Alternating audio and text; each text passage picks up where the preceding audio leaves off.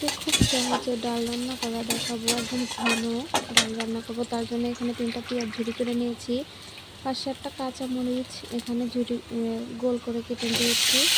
তার ভিতরে তেল দিয়েছি, দিয়ে এখানে ডালটা আমি দিয়ে দিয়েছি, দিয়ে এখানে ভালোভাবে একটু নাড়াচাড়া করে নিলাম। তারপরে এখানে আমি 1 চামচ হলুদের গুঁড়ো দিব। তো এখানে 1 চামচ হলুদের গুঁড়ো দিলাম, 1 চামচ লবণ দিব, আর 1 চামচ ধনিয়ার গুঁড়ো দিয়ে এখানে ভালোভাবে নাড়াচাড়া করতেছি। তো আমার এগুলো দেওয়া হয়ে গেছে। সামান্য পরিমাণে লবণ দিয়ে দিচ্ছি, লবণটা যার যার স্বাদ মতো দিবেন। তারপরে এখানে দিয়ে ভালোভাবে নাড়াচাড়া করতেছি। নাড়াচাড়া করা হয়ে গেছে।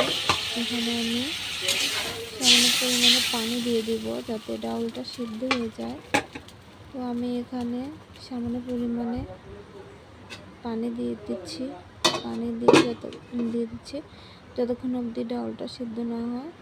তো আমি পানি দিয়ে ডালটা 20 মিনিটের মতো ঢাকনা দিয়ে ঢেকে রাখবো।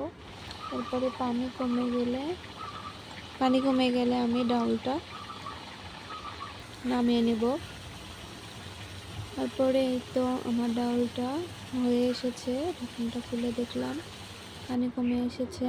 একদম ঘন আর পারফেক্ট ডাল রান্না করার জন্য এই রেসিপিটা অবশ্যই একবার হলেও ফলো করবেন। যদি ভালো লেগে থাকে আমাকে লাইক করে সাবস্ক্রাইব করবেন, আর আমার ভিডিও নতুন পেতে আমার পাশে থাকবেন।